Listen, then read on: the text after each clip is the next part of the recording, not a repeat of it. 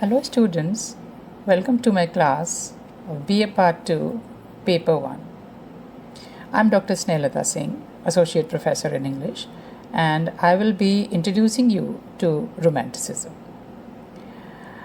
Now, the poems which are prescribed for you in your syllabus belong to one of the most fertile periods of English literature, of poetic imagination, Preromanticism, and Romanticism.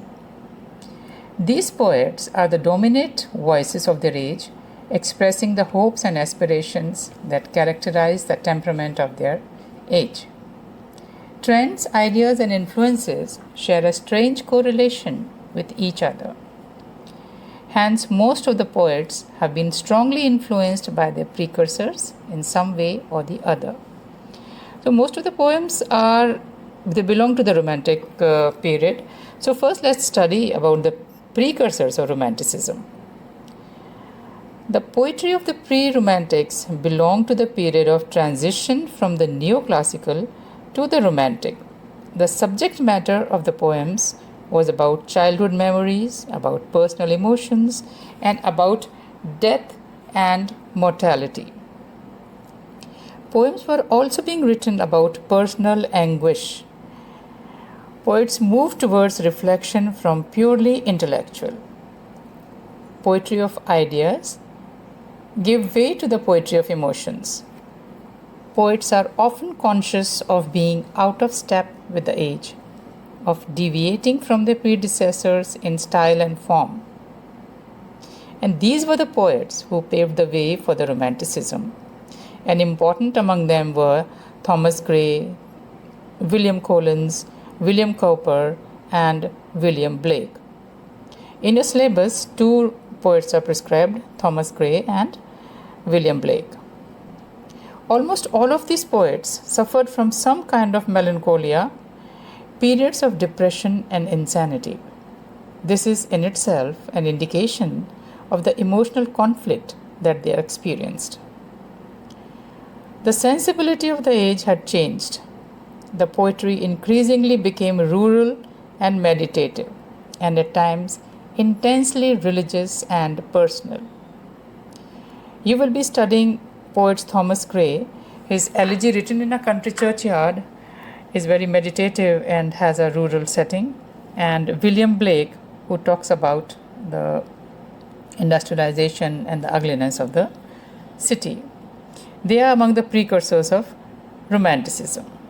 Now, what are the key points of Romanticism? Let's see. Romanticism began roughly around the time of the start of the French Revolution in 1789, and it finished around 1850, that is with succession of Victoria to the throne of England, or maybe even before. Romanticism was a reaction against the Industrial Revolution and the Enlightenment. To be a romantic is to take the side of nature against industry. The Romantics viewed cities as grimy, ugly, and soulless. The Romantics challenged the scientific sociological outlook on life that was promoted during the Enlightenment. In particular, the Romantics disagreed with the Enlightenment values of progress and rationality, especially progress as defined by the technological advancement and urbanization. Romanticism is characterized by the concept of creativity. It moves away from the neoclassical idea of imitation as the basis of creative act and shifts towards the idea of imagination as a necessary factor in creativity. Romantics also project a greater love of freedom. They highlight the role of feeling instead of seeing religion as a code of discipline. They view it in its majesty and supernaturalism. There is a closer relationship between individual and God. The age of reason had focused excessively on the intellect and on social reality. It had separated philosophy from fancy and fable from fact. The order of things had well planned was well planned and had some orderliness. And in this organized world of decorum and control, there was very little space for innovation and spontaneity.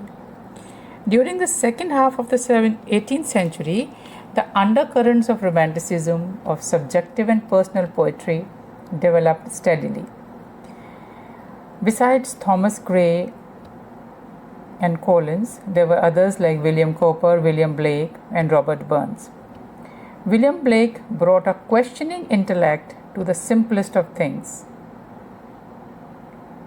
But finally, the Romantic movement flowered with the poetry of Wordsworth and Coleridge. Actually, it began with the publication of lyrical ballads. In 1798, a volume of poems appeared which set a new trend. Ballads were narrative poems with a dramatic content. Composed collectively, they were sung and had a refrain which made it easier for the narrative to have a pattern. Border feuds and stories of unfulfilled love were the common themes of ballads. Wordsworth and Coleridge decided to put together their narrative poems with the preferred aim of complementing each other. Wordsworth was to write poems about everyday life, but to render the events unusual by presenting them imaginatively. Like you have Wordsworth's poem, The Solitary Reaper. It is a very simple act of reaping, but he has lended its beauty to that poem. Coleridge was to write about supernatural events and to bring about a willing suspension of disbelief. Thus they set before themselves the task of mixing fact and fiction, reality and imagination. In a later edition of lyrical ballads, Wordsworth added a preface which set out to define the role of a poet, the subject and language of poetry, and describe the creative process. The poet, in Wordsworth's view, was a man speaking to other men, thus one whose experience and understanding were different in degree but not in kind. The language of poetry was the language of the common man, just as the subjects chosen were those related to humble and rustic life. Wordsworth was of the opinion that it was in this kind of life that the essential passions of the heart find a better soil.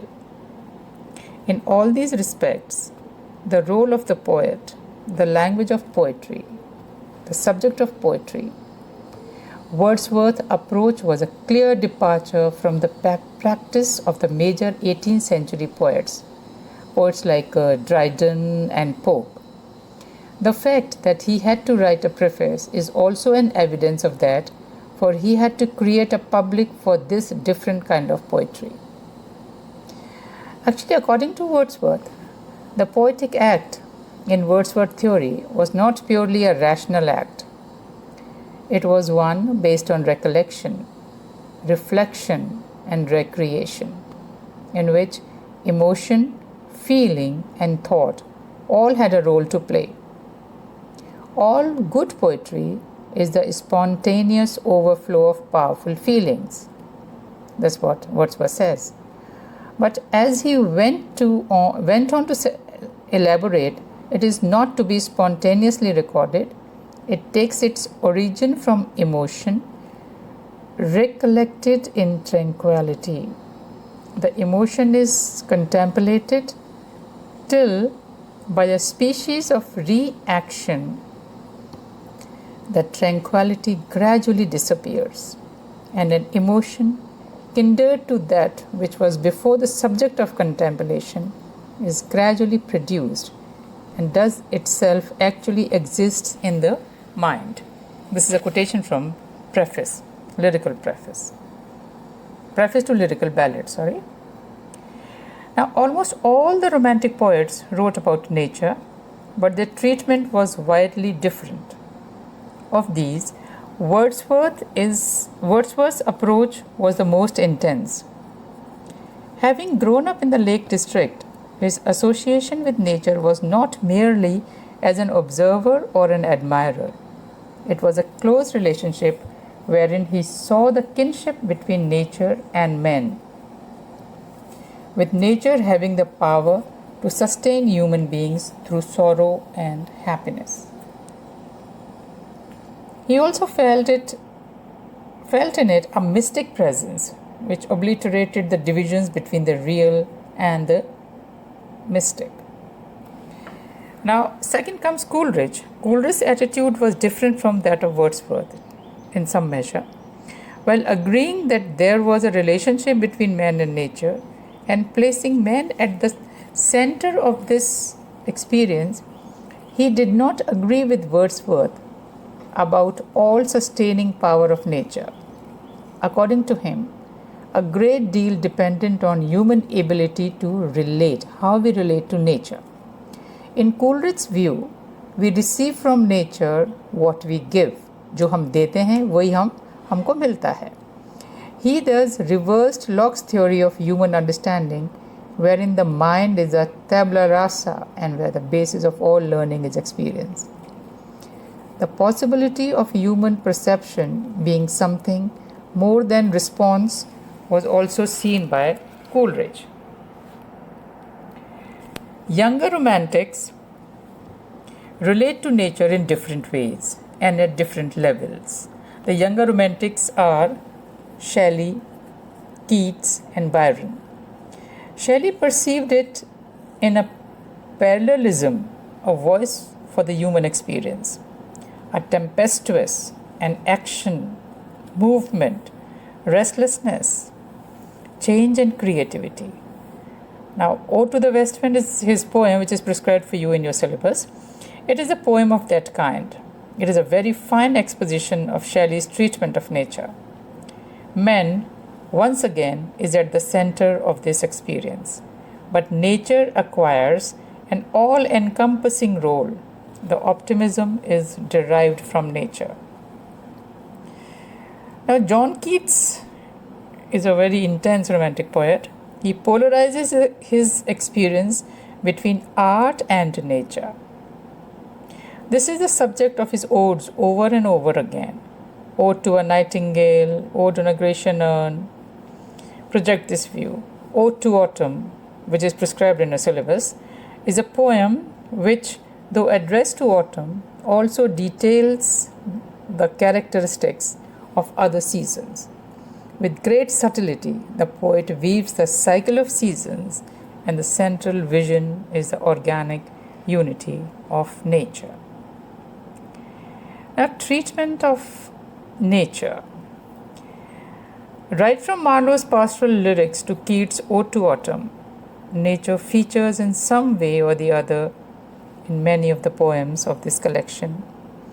But the role of nature and the manner in which it is treated differs from one generation to another and from one poet to the next.